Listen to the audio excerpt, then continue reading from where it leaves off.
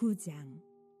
이 일 후에 방백들이 내게 나와 이르되, 이스라엘 백성과 제사장들과 레위 사람들이 이 땅 백성들에게서 떠나지 아니하고 가나안 사람들과 헷 사람들과 브리스 사람들과 여부스 사람들과 암몬 사람들과 모압 사람들과 애굽 사람들과 아모리 사람들의 가증한 일을 행하여 그들의 딸을 맞이하여 아내와 며느리로 삼아 거룩한 자손이 그 지방 사람들과 서로 섞이게 하는데 방백들과 고관들이 이 죄에 더욱 으뜸이 되었다 하는지라. 내가 이 일을 듣고 속옷과 겉옷을 찢고 머리털과 수염을 뜯으며 기가 막혀 앉으니, 이에 이스라엘의 하나님의 말씀으로 말미암아 떠는 자가 사로잡혔던 이 사람들의 죄 때문에 다 내게로 모여오더라. 내가 저녁 제사 드릴 때까지 기가 막혀 앉았더니 저녁 제사를 드릴 때에 내가 근심 중에 일어나서 속옷과 겉옷을 찢은 채 무릎을 꿇고 나의 하나님 여호와를 향하여 손을 들고 말하기를, 나의 하나님이여, 내가 부끄럽고 낯이 뜨거워서 감히 나의 하나님을 향하여 얼굴을 들지 못하오니, 이는 우리 죄악이 많아 정수리에 넘치고 우리 허물이 커서 하늘에 미치미니이다. 우리 조상들의 때로부터 오늘까지 우리의 죄가 심함에 우리의 죄악으로 말미암아 우리와 우리 왕들과 우리 제사장들을 여러 나라 왕들의 손에 넘기사 칼에 죽으며 사로잡히며 노략을 당하며 얼굴을 부끄럽게 하심이 오늘날과 같으니이다. 이제 우리 하나님 여호와께서 우리에게 잠시 동안 은혜를 베푸사 얼마를 남겨두어 피하게 하신 우리를 그 거룩한 처소에 박힌 못과 같게 하시고, 우리 하나님이 우리 눈을 밝히사 우리가 종로로 타는 중에서 조금 소생하게 하셨나이다. 우리가 비록 노예가 되었사오나 우리 하나님이 우리를 그 종살이 하는 중에 버려두지 아니하시고 바사 왕들 앞에서 우리가 불쌍히 여김을 입고 소생하여 우리 하나님의 성전을 세우게 하시며 그 무너진 것을 수리하게 하시며 유다와 예루살렘에서 우리에게 울타리를 주셨나이다. 우리 하나님이여, 이렇게 하신 후에도 우리가 주의 계명을 저버렸사오니 이제 무슨 말씀을 하오리이까? 전에 주께서 주의 종 선지자들에게 명령하여 이르시되, 너희가 가서 얻으려 하는 땅은 더러운 땅이니 이는 이방 백성들이 더럽고 가증한 일을 행하여 이 끝에서 저 끝까지 그 더러움으로 채웠음이라. 그런즉 너희 여자들을 그들의 아들들에게 주지 말고 그들의 딸들을 너희 아들들을 위하여 데려오지 말며 그들을 위하여 평화와 행복을 영원히 구하지 말라. 그리하면 너희가 왕성하여 그 땅의 아름다운 것을 먹으며 그 땅을 자손에게 물려주어 영원한 유산으로 물려주게 되리라 하셨나이다. 우리의 악한 행실과 큰 죄로 말미암아 이 모든 일을 당하였사오나 우리 하나님이 우리 죄악보다 형벌을 가볍게 하시고 이만큼 백성을 남겨주셨사오니 우리가 어찌 다시 주의 계명을 거역하고 이 가증한 백성들과 통혼하오리이까?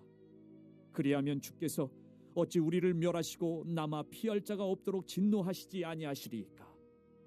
이스라엘의 하나님 여호와여, 주는 의로우시니 우리가 남아 피한 것이 오늘날과 같사옵거늘 도리어 주께 범죄하였사오니 이로 말미암아 주 앞에 한 사람도 감히 서지 못하겠나이다 하니라. 자, 오늘 읽으신 에스라 9장 말씀은 에스라가 이제 4개월간의 그 혹독한 여정 가운데서 비로소 예루살렘에 도착을 하고 나서 벌어진 일들에 대해서 말씀하고 있는 내용입니다. 에스라가 이제 이 예루살렘까지 오는 이 4개월간의 여정은요, 정말 길고 험난한 여정이 아닐 수가 없었죠. 무려 1,500km나 되는 길입니다. 또 그 길을 뭐 직선거리로 뭐 지름길로 이렇게 오는 것도 아니고 중간중간에 사람이 도저히 다닐 수 없는 사막과도 같은 그런 불모지가 있기 때문에 그런 길들을 우회해서 오는 거리입니다. 그러니 그 거리가 얼마나 먼 거리였을까요? 그것도 장렬하는 태양 아래서 또 엄청난 금과 은과 또 성전의 각종 기구들을 다 짊어진 채 또 이동하는 가운데 이 길목마다 도적제들이 매복해 있거든요. 언제 또 공격해 올지 모르는 그런 위태로운 상황입니다. 그럼에도 에스라는 바사 왕에게 뭐 호위군대 요청하지 않았습니다. 그저 하나님의 도우심의 손길만 간절히 의지하는 마음으로, 그리고 이제 말씀으로 다시금 새롭게 될 이스라엘 백성들의 그 거룩한 모습을 기대하면서 이 4개월 동안의 이 고난의 여정길을 다 견뎌내고 비로소 이제 예루살렘에 도착을 하게 되었던 것이죠. 그런데 도착해서 이제 좀 짐을 풀고 쉬려고 하는데 1절과 2절에 보면 뜻밖의 소식을 듣게 됩니다. 다 같이 1절과 2절을 봉독해 볼까요? 자, 시작. 이스라엘 백성과 제사장들과 레위 사람들이 이 땅 백성들에게서 떠나지 아니하고 가나안 사람들과 헷 사람들과 브리스 사람들과 여부스 사람들과 암몬 사람들과 모압 사람들과 애굽 사람들과 아모리 사람들의 가증한 일을 행하여 그들의 딸을 맞이하여 아내와 며느리로 삼고 거룩한 자손이 그 지방 사람들과 서로 섞이게 하는데 방백들과 고관들이 이 죄에 더욱 으뜸이 되었다 하는지라. 그렇습니다. 충격적인 그러한 보고를 하고 있지요. 그 내용을 요약하면 이런 겁니다. 이스라 학사님 큰일 났습니다. 지금 이 땅에 돌아온 이 포로 귀환한 이 백성들이 심지어 제사장들과 레위 사람들조차도 이곳에 거하는 우상을 숭배하는 이방인들과 그냥 아주 그냥 좋아라 그렇게 섞여서 어울려 그렇게 살고 있습니다. 그들의 가증한 풍속을 전혀 꺼리낌 없이 그렇게 따르고 있습니다. 그리고 더 충격적인 것은 이 이방 족속의 딸들을 아내로 맞이하고 또 며느리로 맞이하고 있습니다. 그래서 하나님의 거룩한 백성들의 피가 이방인들의 피와 지금 섞여버리게 되었습니다. 그런데 지도자들과 고관들이 이 일을 더 앞장서서 부추기고 있습니다. 지금 이런 보고를 하고 있는 것이죠. 여러분, 이 소식을 듣고 이제 에스라는 큰 충격에 빠지게 됩니다. 특별히 11절부터 마지막 절까지 보시면 이렇게 이방인들과 섞여 사는 이 문제가 얼마나 심각한 죄가 되는지 지금 막 하나님 앞에 회개하고 있는 그러한 모습을 우리가 보게 되는데요. 그래서 이 에스라는요, 너무 충격에 빠져서 이제 어떻게 하고 있느냐. 3절을 다 같이 읽어볼까요? 자, 시작. 내가 이 일을 듣고 속옷과 겉옷을 찢고 머리털과 수염을 뜯으며 기가 막혀 앉아니. 여러분, 지금 에스라는요, 엄청난 의분을 지금 토로하고 있는 것입니다. 너무나도 참담해서. 근데 이것은 아니 어떻게 하나님의 백성들이 이방인들과 결혼할 수 있는가? 뭐 이런 어떤 율법적인 그러한 분노가 아닙니다. 에스라를 이처럼 막 참담하게 만들었던 결정적인 이유는 이스라엘 백성들의 무감각 때문입니다. 영적인 무감각 때문에. 아니 어떻게 이렇게 무감각할 수가 있나? 여러분, 백성들과 지금 심지어는 이 방백들, 즉 지도자들이 왜 이렇게 이방인들과 섞여서 너도 나도 할 것 없이 이렇게 막 그들과 어울려 살고 있는 것일까요? 이것은 지금 무감각해져 있기 때문에 그래요. 이방인들과 섞여 사는 것이 심각한, 하나님 앞에서 심각한 죄가 된다라고 하는 것에 대한 무감각. 뭐 이럴 수도 있지. 뭐 그런 거죠. 그러니까 척박하고 폐허가 된 이 유대 땅에 다시 돌아와서 이제 어떻게든 살아가려면, 살아남으려면 이미 이 땅에 자리를 잡고 살고 있는 힘 있는 사람들이 있어요. 그들이 다 이방인들이거든요. 근데 그 이방인들과 결혼을 해서 사돈을 맺고 그들과 이렇게 동맹 관계를 맺는 것이야말로 우리가 살아남을 수 있는 생존 전략이고 처세술이다. 그냥 이렇게 생각을 하고 있는 것이죠. 지금 뭐 살기 바쁜데, 먹고 살기 바쁜데 상황이만큼 뭐 다들 이러고 사는데 이 정도 융통성은 있어야지. 이런 아니라는 생각으로 어느새 하나님께서 절대 금지하시는 거룩한 당신의 백성들을 향하여 원치 아니하시는 그 모습에 대해서 전혀 감각이 없는 것입니다. 영적으로 마비되어 버린 것이죠. 이런 합리화되어 버린 그들의 평범한 일상을 지금 에스라가 딱 마주한 순간 너무나도 큰 충격에 빠져버린 것입니다. 여러분, 우리는 어떻습니까? 우리도 때론 이 본문의 이스라엘 백성들처럼 이 강팍하고 치열한 이 세상을 살아가기 위해서 어떻게 해서든지 살아남기 위해서 우리가 안간힘을 쓰고 있습니다. 우리 모두가 다 그렇죠. 그런데 그런 모습 자체가 이게 문제다, 죄가 있다 제가 말씀드리는 것이 아니라 그러한 과정에서 하나님의 백성으로서, 하나님의 자녀로서의 거룩함을 잃어버리는 것. 여러분, 그게 문제라는 것입니다. 요즘 이 물질적으로 굉장히 또 어려운 시대고 경제적으로 굉장히 힘든 시대인데 이런 시대 속에서 뭐 정도를 지키고 뭐 원칙대로 하고 이거 그러면 어떻게 살아? 남들도 다 이렇게 적당히 편법도 쓰면서 좀 그렇게 살아가는데 적당히 사는데 그러면서 이 생존을 핑계로 거룩한 하나님의 백성으로서의 그 양심의 가책을 슬며시 덮어버리면서 살아가는 이러한 오늘날의 그리스도인들의 모습이 이게 문제가 된다는 것입니다. 우리가 저도 자녀를 이렇게 키우는 그런 입장이 있지만 물론 다 컸지만요. 오늘날 그런 것 같습니다.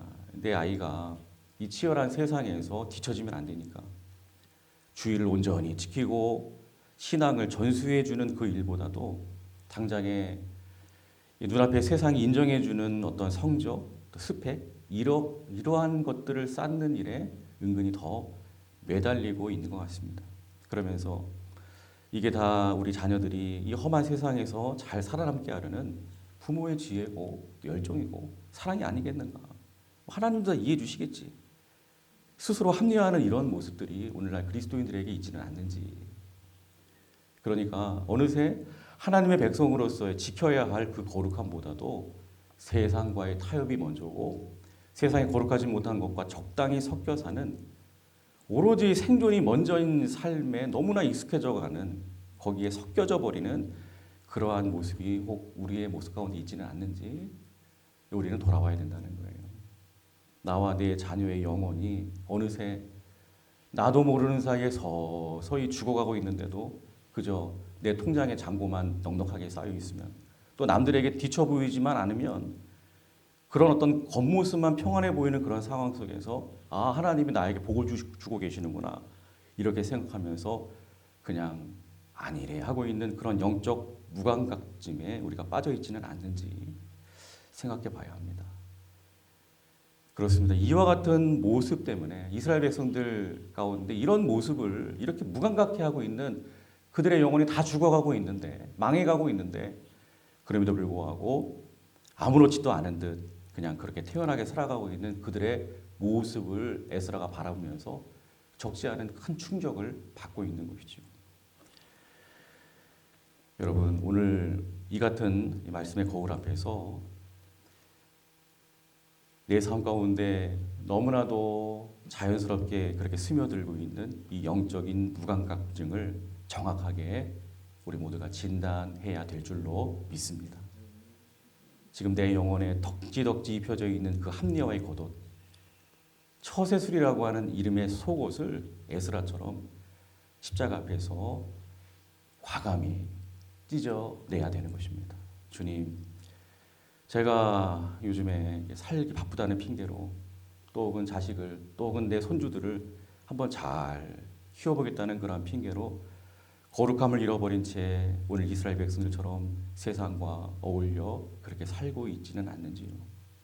이렇게 내 영혼의 둔감함을 깨닫고 에스라처럼 기가 막힌 그러한 마음으로 가슴을 치면서 하나님 앞에 엎드릴 때 비로소 굳어버린 우리의 영혼의 심장에 십자가의 보혈이 다시금 흐르기 시작할 줄로 믿습니다. 자, 그리고 계속 말씀을 보시면 이렇게 옷을 찢으며 겉옷과 속옷을 찢고 주저앉아 있는 에스라가 이제 5절에 보시면 드디어 저녁 제사를 드릴 때 자리에서 벌떡 일어납니다. 그리고 그렇게 옷이 찢어진 채로 하나님께 두 손을 들고 간절하게 기도를 하기 시작을 하는데 자, 찢어지는 가슴을 부여잡고 에스라가 뭐라고 기도하고 있는지 6절을 다 같이 봉독해 보겠습니다. 자, 시작.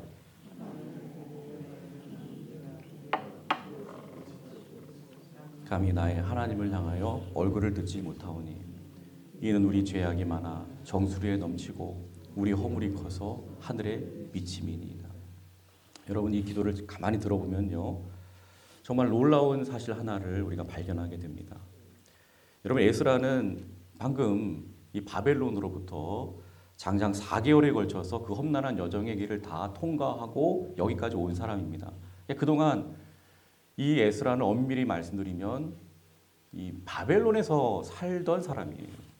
즉 이 이방인과의 통혼이라고 하는 이 지금 포로 귀환한 백성들이 저지른 이 죄와는 엄밀히 말씀드리면 아무런 상관이 없는 그러한 사람이라고 할 수 있습니다. 그래서 지금 방백들을 향하여 막 손짓을 하면서 아니 당신들 도대체 제정신입니까?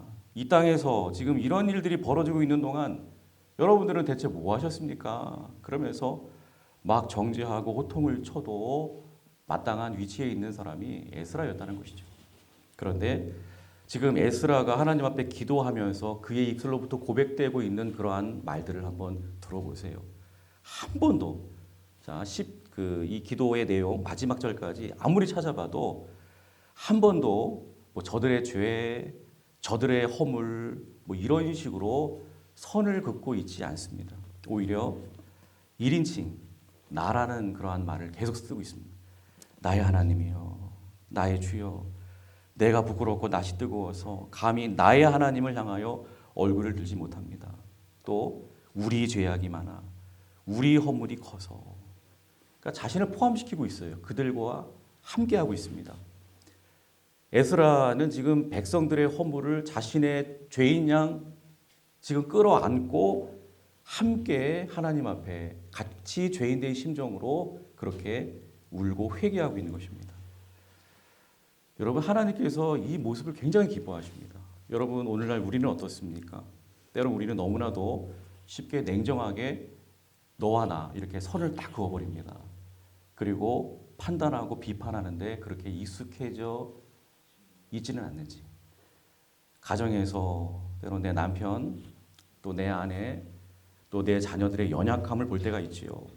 또 내가 일하는 일터에서, 직장에서 혹은 함께 신앙생활하는 교회 안에서 누군가의 실수와 연약함을 볼 때가 있습니다. 그럴 때 우리는 제일 먼저 아유 왜 저러지? 아니 어떻게 저렇게 행동하지? 그러면서 판단과 정죄의 자리에 서기 쉬운 연약함이 우리 모두에게 있어요. 그러나 여러분, 하나님이 기뻐하시는 참된 신앙의 성숙은 이렇게 제3자의 입장에서 판단하고 비판하는 것이 아니라 에스자처럼 그들의 모든 허물을 내 어깨에 같이 짊어지고 함께 우는 것입니다. 하나님 아버지, 제가 하나님 앞에 부끄럽습니다.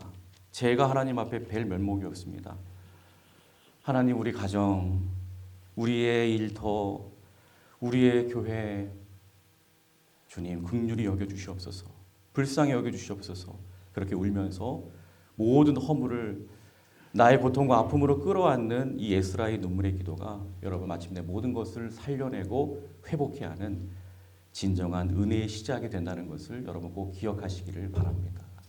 여러분 절대로 이렇게 남을 향하여 이렇게 손가락질을 하지 마십시오. 판단하지 마십시오. 부디 모든 비판에 손을 다 내리고 눈물로 품어 안는 기도의 두 손을 주님 앞에 올려드릴 수 있는 저와 여러분들이 되시기를 주님의 이름으로 축복합니다.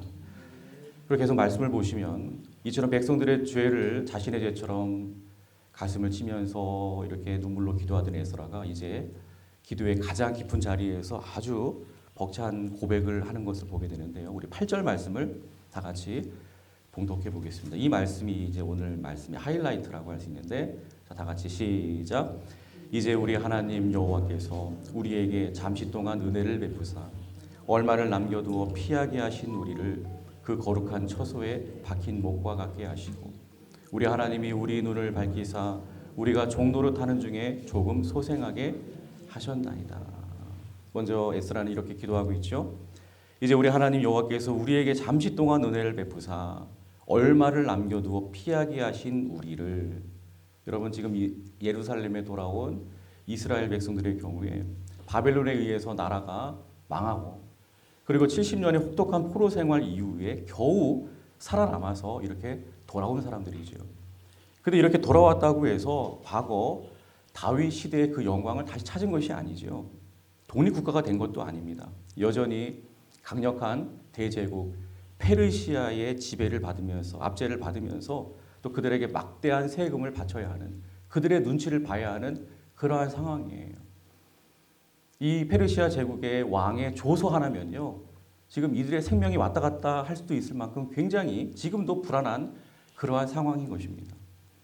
이 같은 초라한 현실을 이 에스라는 회피하지 않고 있는 그대로 하나님 앞에 고백하고 있는 것이죠. 그러면서 계속 이렇게 기도를 이어갑니다. 8절 중반절부터 보시면 우리를 그 거룩한 처소에 박힌 목과 같게 하시고 우리 하나님이 우리 눈을 밝히사 우리가 종로로 타는 중에서 조금 소생하게 하셨나이다.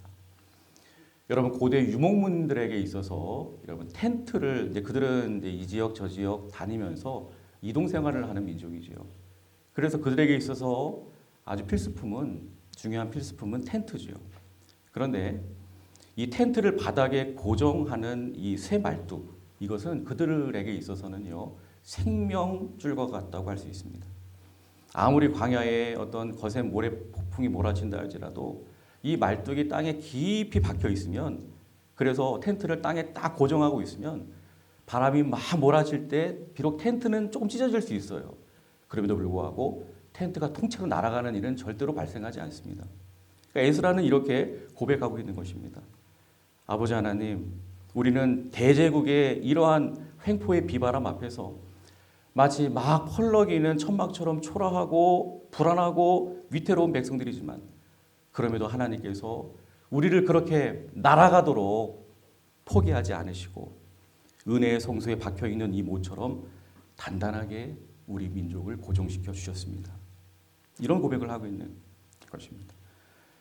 저와 여러분들의 삶도 마찬가지라고 생각합니다. 여러분 갑자기 들이닥친 여러 가지 삶의 환란의 비바람 앞에서 마치 거센 바람을 맞는 천막처럼 막 요동치고 그런 가운데 밤잠도 설치고 막 불안의 소리를 낼 때가 있죠. 텐트가 마치 막 흔들리는 것처럼 막 불안해가지고 아이고 이러다가 이 텐트가 우리의 삶의 텐트가 우리 가정의 텐트가 날아가 버리는 것은 아닌가, 무너지는 것은 아닌가, 여기서 끝장나 버리는 것은 아닌가, 막 찢어질 듯이 막 펄럭이는 그 천막의 소리가 바로 우리의 환란 가운데 내시는 염려와 두려움의 한숨 소리인 것입니다. 그런데 오늘 에스라의 고백처럼 우리의 삶의 천막이 아무리 거칠게 펄럭이고 요동쳐도 결코 천막 자체는 날아가지 않는 그러한 은혜가 있다는 것입니다. 왜요? 천막을 지탱하는 것은 우리의 이 삶의 천막을 지금까지 이렇게 지탱해 올 수 있었던 것은 결코 뭐 천막의 크기의 어떤 천막의 화려함 그것 때문이 아니라 내가 뭐 어떻게 해서가 아니라 비록 겉으로는 우리의 눈에 보이지 않지만 땅속 깊은 곳에 단단히 박혀있는 그 말뚝 하나가 온갖 비바람의 무게를 홀로 다 견뎌내면서 우리의 삶의 천막을 지금까지 여러분 꽉 붙들고 있었기 때문인 것입니다. 여러분 그 단단한 못이 무엇인지 아십니까?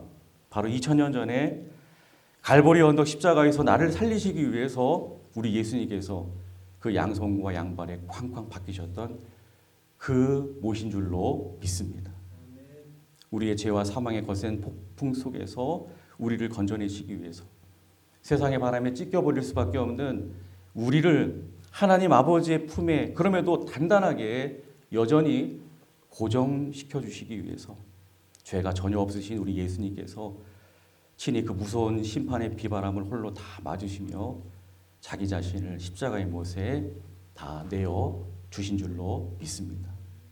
이렇게 나를 살리기 위해서 예수님의 몸이 박힌 바로 그 십자가의 못이 우리 삶의 가장 깊은 밑바닥에 가장 단단하게 박혀있는 영원한 은혜의 말뚝이다라고 하는 것을 이 새벽에 꼭 기억하시기를 바랍니다.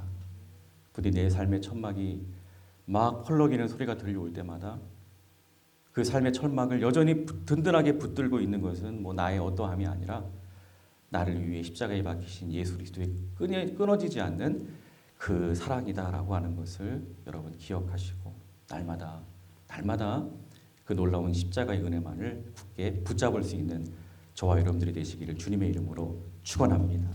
기도하겠습니다.